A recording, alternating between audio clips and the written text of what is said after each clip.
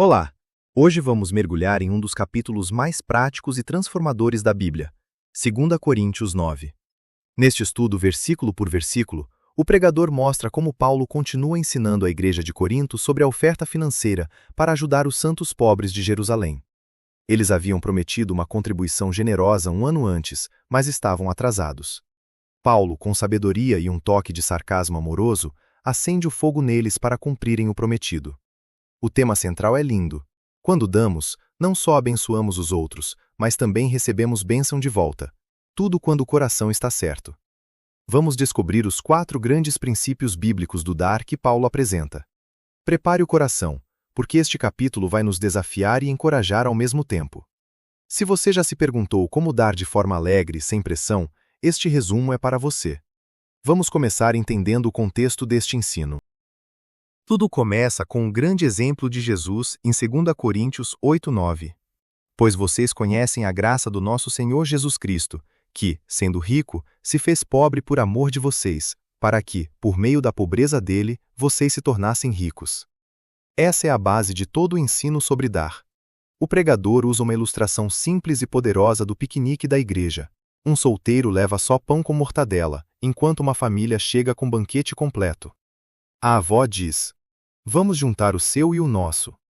É exatamente o que Jesus faz conosco. Ele traz o banquete celestial e multiplica nosso pouco, como fez com os 5 pães e 2 peixes. Aqui vemos a linda ironia do reino. Quem dá se torna rico espiritualmente.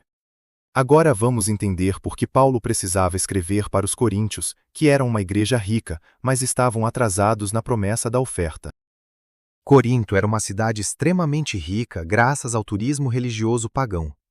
Templos, deuses e deusas atraíam visitantes do mundo inteiro. A infraestrutura para esses peregrinos gerava muita riqueza, situação parecida com Éfeso, centro do culto a Diana. A igreja de Corinto, salva do paganismo, tinha dificuldade em soltar as mãos da riqueza e dar para o Senhor. Já a região da Macedônia, ao norte, a Europa da época, incluindo Filipos, Tessalônica e Bereia, era mais pobre. Foi lá que Lídia, a primeira europeia convertida, foi batizada. Paulo havia usado o exemplo de generosidade prometida pelos coríntios para incentivar os macedônios, mas agora os coríntios estavam atrasados, enquanto os macedônios já haviam cumprido sua parte. Essa situação embaraçosa é o pano de fundo do capítulo 9. Com esse contexto em mente, vamos ver como Paulo, com sabedoria, aborda a igreja de Corinto nos versículos 1 a 5. Nos versículos 1 a 5, Paulo fala como a oferta abençoa os outros. Ele começa dizendo: ora, quanto à assistência a favor dos santos, não é necessário que eu escreva a vocês. Isso é sarcasmo. Se realmente não fosse necessário, ele não dedicaria 2 capítulos ao assunto. Ele elogia a boa vontade inicial dos coríntios, que havia provocado zelo nos macedônios, conforme Hebreus 10:24. Consideremo-nos também uns aos outros, para nos estimularmos ao amor e às boas obras. Paulo envia 3 irmãos, Tito e 2 outros, antes para coletar a oferta de forma organizada, evitando vergonha quando ele e os macedônios chegassem. Ele pede que a oferta seja como generosidade e não como avareza. O pregador explica que a oferta deve ser uma generosidade espontânea e abundante, e não algo motivado por avareza, ganância ou pressão. Tudo deve ser feito com integridade e ordem. 1 Coríntios 14:40 diz: faça-se tudo decentemente e com ordem. E isso nos leva a uma reflexão importante sobre como as igrejas praticam o dar hoje. O pregador faz uma aplicação prática poderosa. Cristãos e igrejas devem ser conhecidos por integridade e cumprimento de promessa. Ele conta histórias inspiradoras como o Ritz-Carlton, que guardou nota de alergia a leite de um hóspede por 10 anos, e a Rolls-Royce, trocaram um carro inteiro por um eixo quebrado. Negócios cristãos com peixe no logo precisam ser os melhores, senão, tirem o símbolo. Na igreja local, não se passa oferta no culto para evitar coerção. Há caixas discretas no fundo, como nos dias da história da viúva pobre que Jesus conta, e a maioria das pessoas dá online. Não há placas, nomes gravados em vidro ou estacionamentos reservados. Tudo segue Mateus 6, 3-4. Quando deres esmola, não saiba a tua mão esquerda o que faz a tua direita. Histórias emocionantes de doações do Polo Sul, Austrália e do mundo todo mostram que o dar alegre sustenta o ministério. Agora, com o coração preparado, vamos aos 4 princípios bíblicos que Paulo ensina sobre como o dar também abençoa quem dá. Chegamos ao coração do capítulo, os 4 princípios do dar. O primeiro é o princípio do aumento. Paulo declara em 2 de Coríntios 9:6, aquele que semeia pouco, também colherá pouco, e o que semeia com fartura, também colherá com fartura. A semente aqui é o dinheiro. Não se trata de manipulação de prosperidade como fazem alguns pregadores, mas de um princípio bíblico antigo como a agricultura. 1 Coríntios 3:6-7 completa: eu plantei, Apolo regou, mas Deus deu o crescimento. O homem planta, Deus multiplica. Observação prática. Pessoas generosas geralmente não lutam financeiramente, enquanto as que seguram com avareza sofrem mais. Isso não afeta a salvação, mas afeta as recompensas no tribunal de Cristo. O pregador encoraja: não jogue o bebê fora com a água do banho. O princípio da semente é bíblico e testável. Agora vamos ao segundo princípio, que fala diretamente do coração. O segundo princípio é o da intenção. Paulo escreve em 2 Coríntios 9:7. Cada um contribua segundo tiver proposto no coração, não com tristeza ou por necessidade, porque Deus ama quem dá com alegria.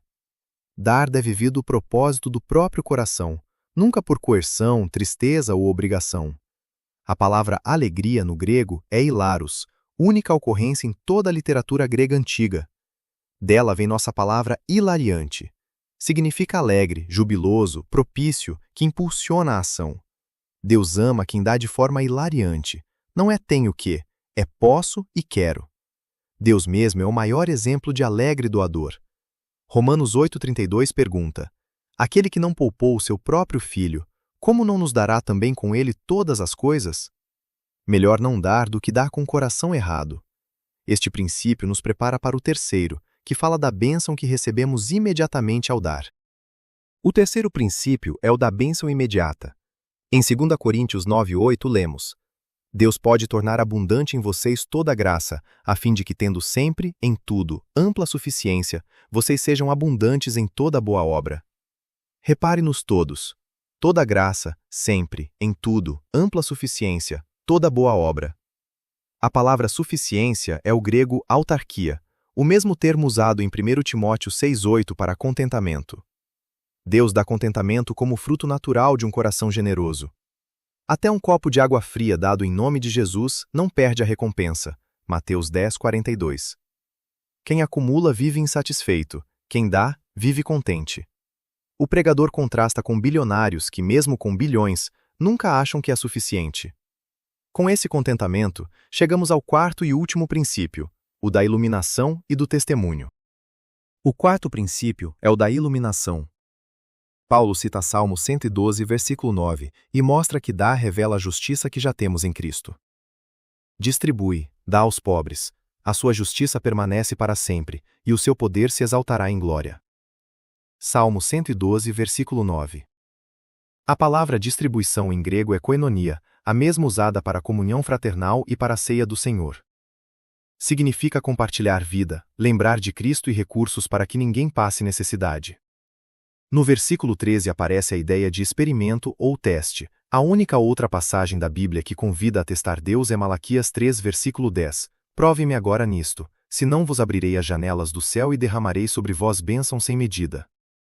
Janelas do céu abertas, devorador repreendido, fruto multiplicado. O capítulo termina com a declaração mais poderosa: graças a Deus pelo seu dom indescritível, o maior dom é Jesus. Paulo diz: enquanto vocês dão, não esqueçam o dom que Deus já deu. E o que isso significa para nós hoje? Resumindo, dar é voluntário, alegre, do coração e abençoa tanto quem recebe quanto quem dá. Não é uma obrigação, mas sim um privilégio. Se a igreja americana desse apenas 10%, hoje a média é 2,5%, seriam gerados bilhões para acabar com fome, doenças, analfabetismo e sustentar missões, e ainda sobraria dinheiro. Na igreja, o dinheiro vai para missionários, ajuda aos necessitados, manutenção e transmissão do evangelho, sempre para a glória de Deus. O pregador termina orando para que sejamos uma igreja de mãos abertas, conhecidos por generosidade mesmo sob críticas. Senhor, perdoa-nos onde fomos avarentos por medo. Desperta em nós corações hilariantes. Que você possa colocar o Senhor à prova nesta área. É o único lugar onde Ele mesmo nos convida a testar sua fidelidade. Que o Senhor te abençoe e te guarde, faça resplandecer o seu rosto sobre ti e te dê paz. Amém. Se este resumo te abençoou, curta, compartilhe e se inscreva para mais estudos versículo por versículo.